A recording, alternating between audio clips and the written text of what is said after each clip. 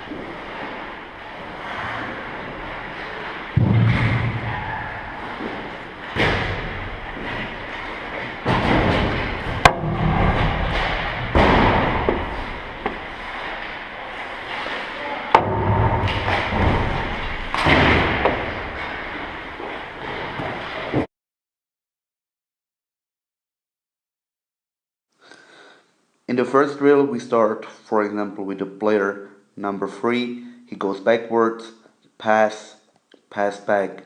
Now he goes forward, pass, pass back, quickly turn. He receives a pass from this group and he goes on the net, takes a shot. That's all.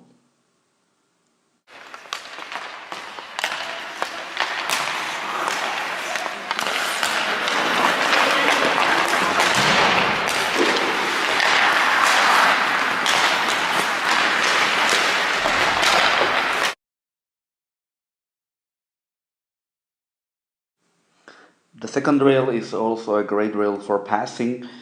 The player number 1 goes backwards, pass, pass back.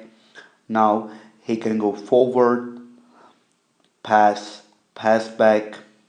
He takes a speed and now he receives a pass from this group and he goes on the net, takes a shot and of course can wait for the other situation on rebound.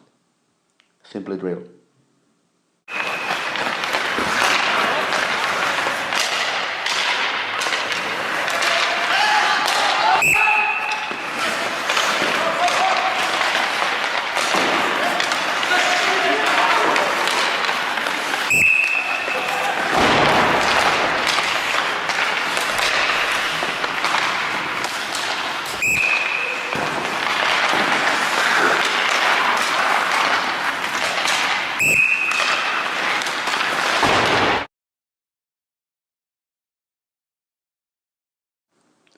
The next drill is drill once again 1. The red group are offense or forwards. The blue group are defenders. The red player goes on the net and he takes a shot. After he took a shot, we have the pucks behind the net. D goes this way. Forward is here and he plays a pass on the D. He can play it like this or he can play it like that. Now he goes in the front of the net. Defender's got a puck and he takes a shot. After that, the forward took a second puck and he skates this way. Defender's got actually a very easy job. He skates this way. That's the drill. Once again 1.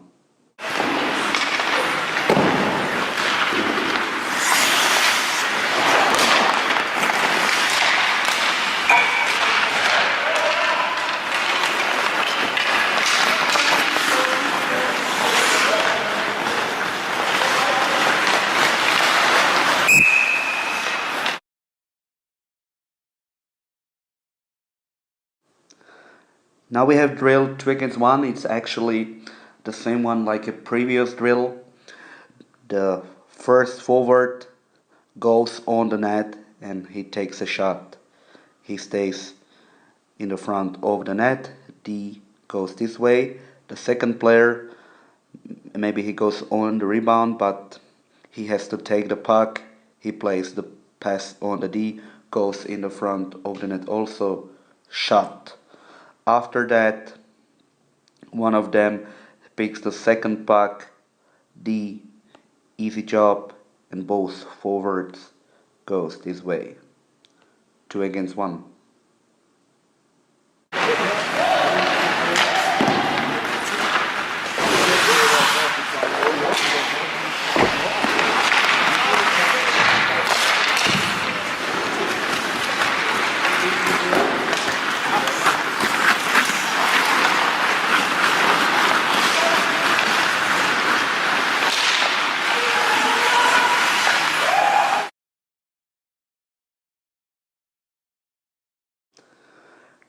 Now we have the second drill, 2 against 1.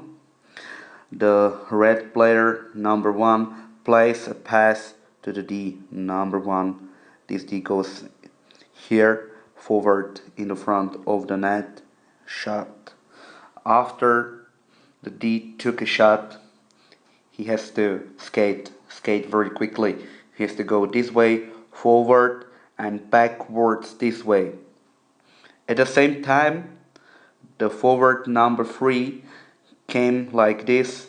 He can play a pass and this one can shoot, or double pass, shoot, just up to creativity of the players. Now these two players goes this way, they receive a pass, and we have situation 2 against 1 this way. Very easy, very simple. Just be careful in the neutral zone, but it's a great drill. It's a great drill for conditioning. I think you will like it.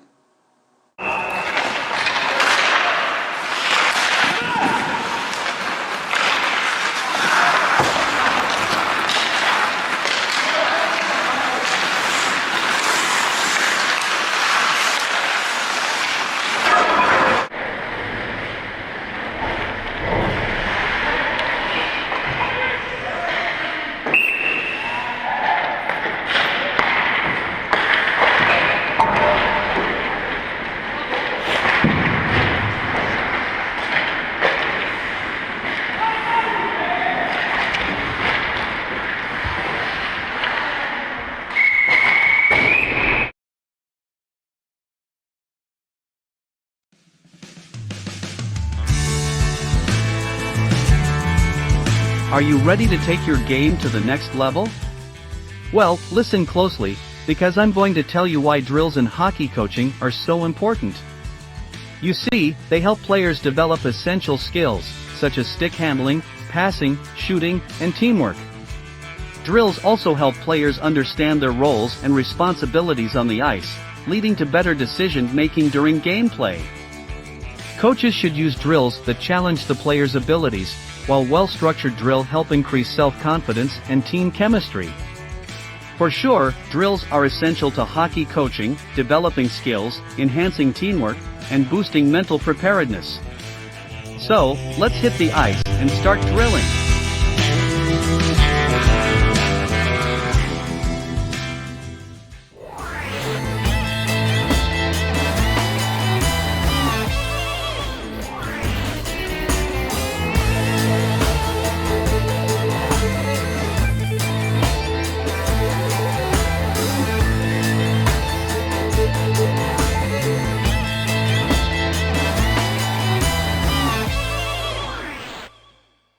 Time for workout 2. We're going to go ahead and take you through station 1, which will be your mobility station. Take a single band, wrap it around your hand on one side, put your other hand through the loop, and then grasp it between your index finger and your thumb. There are 3 exercises you're going to do to mobilize your shoulders and open up your anterior hip. You can start by going ahead and just doing simple opens by just taking the band up and over top of your head, pulling it apart, and letting your chest stretch out as you go through the sequence slow and controlled. Level 2, take the band over your head and do a side bending where you are working on improving your shoulder adduction as well as opening up your right anterior hip as you go through the movement. The third option, you can go ahead and do around the world where you keep the band tension on as you sequence through a large circular movement as you perform around the world.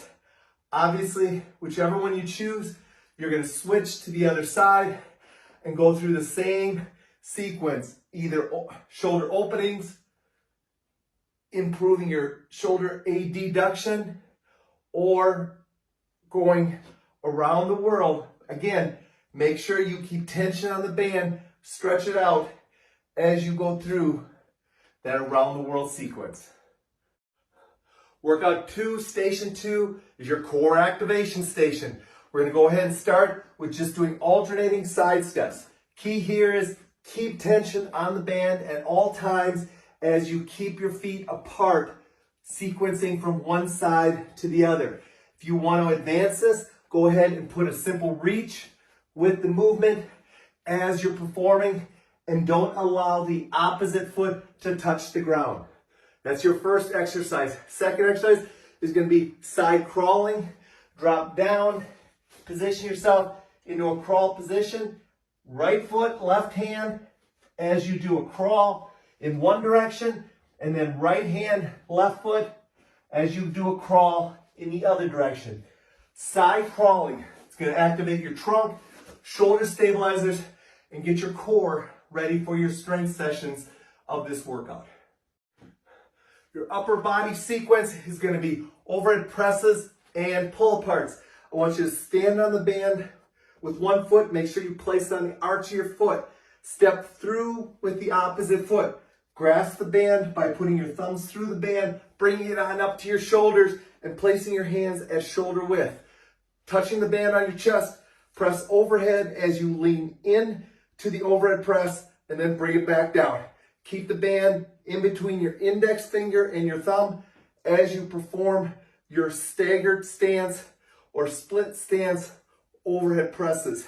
From there, just step out of the band, flip it up onto your shoulder blades, grasp the band about 18 inches apart. Again, split your feet and do a simple pull apart by keeping your elbows straight and touching the band on your chest while you squeeze your shoulder blades together. Feel free to go ahead then and drop down, place it on the opposite foot, and start that sequence all over again. Split stance over presses and pull aparts are your upper body strength training station. Your lower body strength station is going to be split squats using your rack position.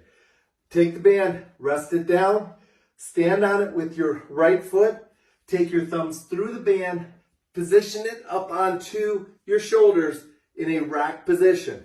From there, you're going to step out, place the opposite foot behind, eyes up, going ahead and performing a simple split squat while you keep the rack hold position. If you want to go ahead and advance that, take your opposite foot, place it up onto an elevated surface, and go ahead and do the same split squat, but now with an elevated foot position. To transition sides, bring the band down, but don't remove your hands. Step onto the band, place it on the arch of your foot, bring the band back up onto your shoulders, and you're ready to go ahead and do a split squat or an elevated split squat on the opposite side.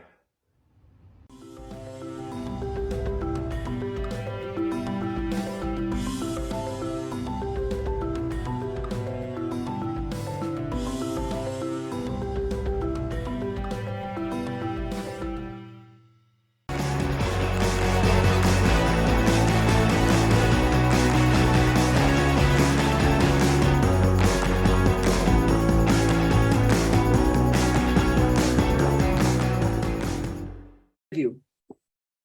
All right. There will always be people on your team that criticize you, try to push you down. I don't mean literally. I just mean figuratively. There'll be people on their team that puff up their chest and try to make themselves look good so that you look bad. There will always be coaches full of negative opinions about you, about everything.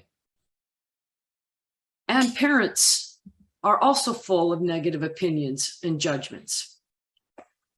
Here's the spin and the twist and the shift that no one else thinks about. When people are negatively judging you, teammates, coaches, parents, the people that are playing on the other side of the ice, so your opponents, the other side of the court, your opponents, everybody, well, I don't know everybody, lots of people are going to have negative judgments about you. What if you asked yourself this? What if you said this to yourself when they have a negative judgment about you? That's interesting. Okay, so what I want you to notice that I did is I became curious. We want to be curious, not furious. Saying it again. We want to be curious, not furious. So when they're having negative judgments about me, coaches yelling at me, coaches criticizing me, so are my teammates, so are my parents. Shift to this. They are showing me their fear. Okay, now think about that for a moment. That is deep. They're showing me their fear. Why do people criticize you? Think about your teammates. If you're the worst player on the team, do you think they need to fear you? Heck no. So when your teammates criticize you, put you down, oh, you suck, you're not good enough, ask yourself, am I a threat to them? What is it that I'm doing that is threatening to them? Because whenever we feel threatened, we will show people our fear. Not consciously, we don't know we're doing this, but we will show people our fear. Here's another way to think about it. Your coach, they're yelling, oh, come on, gotta make that shot. You gotta hustle harder. You know how coaches roll. You know what they say. You know what their tone is. Okay, shift.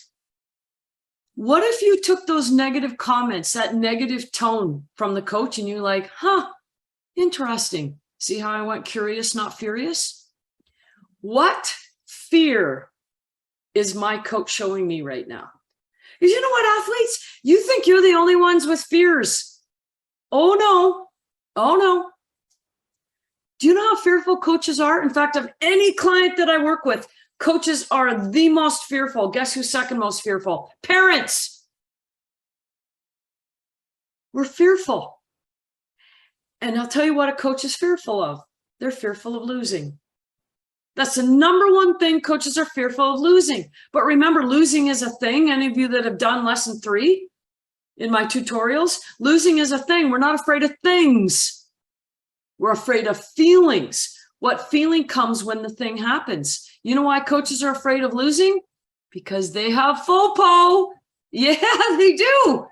Coaches are worried about what is everybody going to think? What are they going to say? What are my peers going to say? What's going to be posted about us on social media? How am I going to put this loss on our website?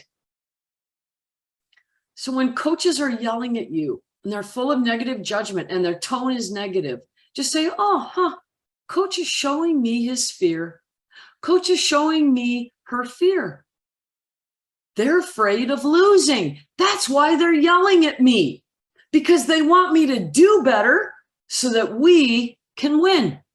Because their biggest fear is the FOPO. What are people going to think if we don't win?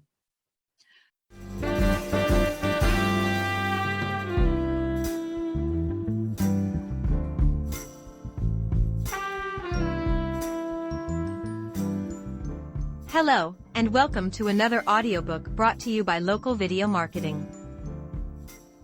I'm Aria, a virtual assistant, and I'll be joined shortly by Guy, another virtual assistant. Now, the author, Coach Chic, has asked me to provide you with a brief introduction, plus some advice on getting started. So, let's get going. Okay, so this old ice hockey coach is presenting you with what he perceives as the best advice ever for becoming a better player. And, you may have even had the best intentions as you opened this brief essay. But, will you really make a sincere attempt to implement all you'll discover here? Will you give it a chance? Will you personally give yourself a chance? As I'm sure you've heard often enough, the road to hell is paved with good intentions. In this case, I'm twisting that old adage somewhat, to suggest instead that the road to mediocrity is paved with hoping for a better outcome, without a willingness to work a bit more, or to at least slightly change your points of emphasis.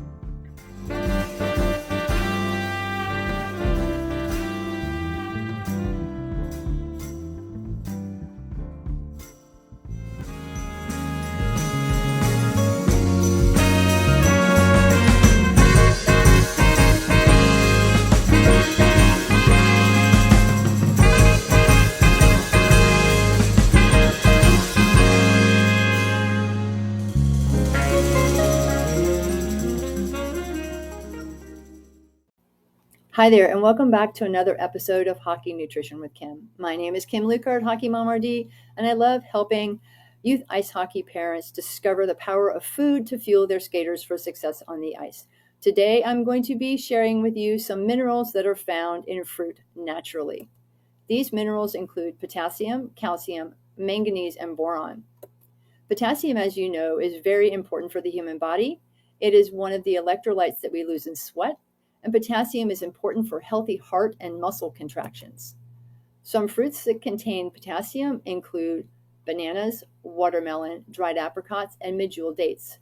For your skater between the ages of 9 and 13, they need 4,300 milligrams a day, and for your skaters 14 and older, they need 4,700 milligrams a day. So looking at these fruits in more detail, one banana contains 422 milligrams, 1 cup of diced watermelon, 170 milligrams, 1 cup of dried apricots, 1,511 milligrams. That is an awful lot. And please remember that dried apricots are very rich in fiber. So go easy with these dried apricots. Maybe start with just 3 or 4 apricots at a time. But consuming a cup of dried apricots throughout the day, if your skater likes them, would give them a lot of potassium. 1 medjool date comes in at 167 milligrams in just 1 date. The next mineral that we're going to discuss is calcium. Calcium is the most abundant mineral in the human body. It is also an electrolyte that we lose in our sweat. And calcium is important for a healthy heart, muscle contractions, and for your bones and teeth. Now, you might not have thought about this, but fruit does contain calcium. Cherries, strawberries, and oranges, just to name a few. And your skater between the ages of 9 and 18 needs 1,300 milligrams of calcium a day. Now, looking closer at these fruits, 1 cup of cherries with pits contains 15 milligrams, 1 cup of strawberries cut in half, 24 milligrams of calcium, and 1 large orange, 74 milligrams of calcium. Now, you might be wondering about orange juice, and yes, orange juice does contain calcium. It's been fortified, so it's going to contain a lot more calcium, coming in at about 300 to 350 milligrams per 8-ounce cup. The third mineral is manganese. Manganese helps the body form collagen, which is important in wound healing, and manganese helps the body metabolize food, clot blood, and aids in calcium absorption and blood sugar regulation. Some fruit rich in manganese includes pineapples, blueberries, and apples. Your skater between the ages of 9 and 13 needs 6 milligrams a day, and your skater between the ages of 14 and 18 needs 9 milligrams a day. So let's look at a couple of these fruits. And 1 cup of chopped pineapple contains 2.6 milligrams, and 2/3 of a cup of blueberries contains 2.8 milligrams. Don't forget to add those blueberries to smoothies. And last, we have boron. Boron is essential for the growth of and maintenance of bones. It improves wound healing and helps the body absorb magnesium. Fruits rich in boron include peaches, apples, and raisins. And skaters between the ages of 9 and 13 need 11 milligrams of boron a day, and skaters between the ages of 14 and 18 need 17 milligrams of boron each day. So let's look at these fruits, and you can see that one peach contains 0.8 milligrams, one apple 0.95, and 1.5 ounces of raisins tops in at 0.66. Now this is a very small box of raisins. It's sometimes the box of raisins that I recommend in between games because it's quick to eat and it's quick energy. Thank you for watching this episode. To learn more about youth ice hockey nutrition, follow me on Instagram at HockeyMomRD. Visit my website at www.hockeymomrd.com. And if you'd like to speak with me about your skaters' youth ice hockey nutrition, you can email me at hockeymomrd@gmail.com. Just type hockey nutrition in the subject line. Thanks for watching, and see you next month.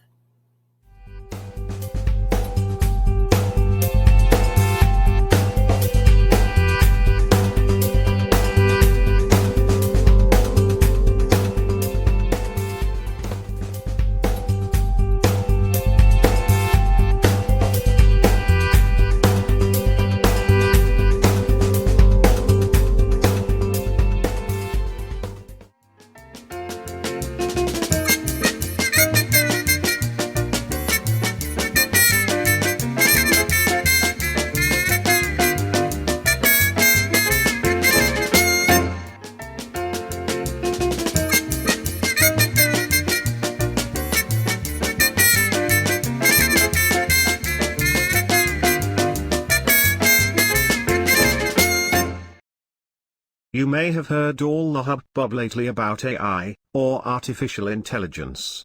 And, you may have even seen Dennis and Brenda's new robot friend, Otto. Yes, Dennis and Brenda have really gotten into it, and they've even become specialists in what's known as prompt engineering. But, did you know that even yours truly now has a place with AI on the CoachChic.com hockey website? That's right. Just stop in on any post, ask me a related question, and I'll be sure to enhance your hockey learning experience.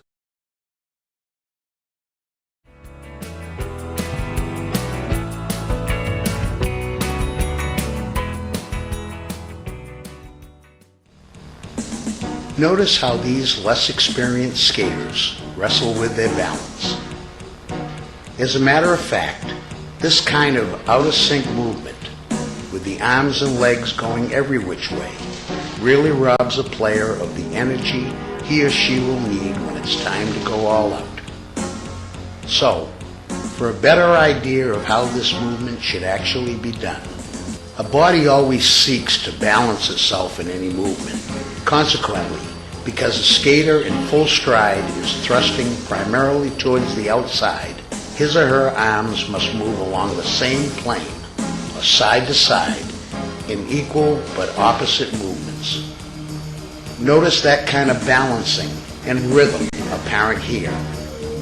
And in contrast to the beginner sample, it should be obvious that this guy is able to conserve energy while cruising at a pretty good pace.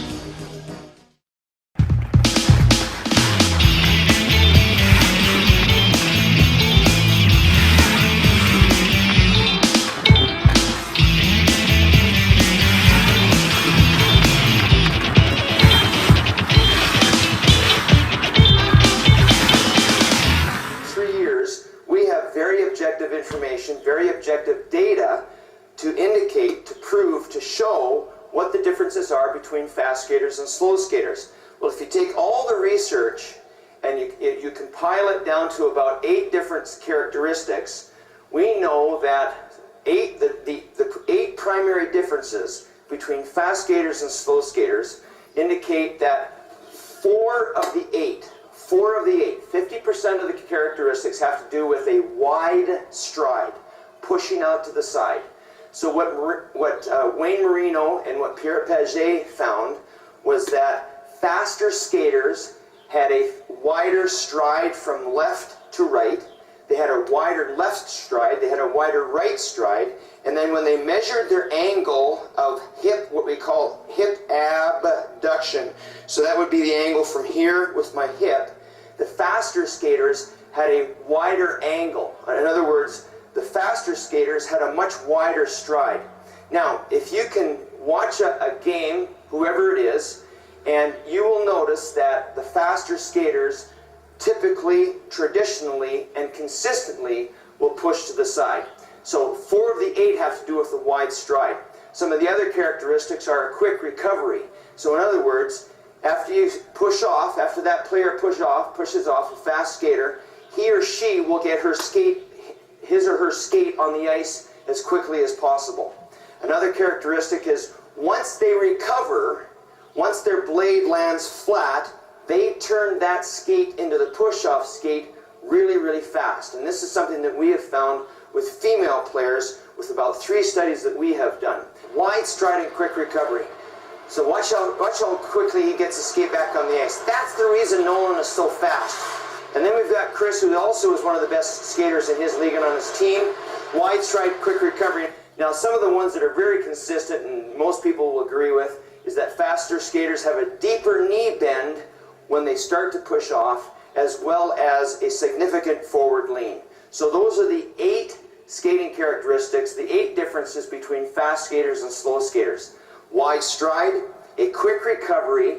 Once the skate lands, it's turned into the push-off skate quickly, a deep knee bend, and then a significant forward lean with the upper body or the torso. We look at This has been a local video marketing production.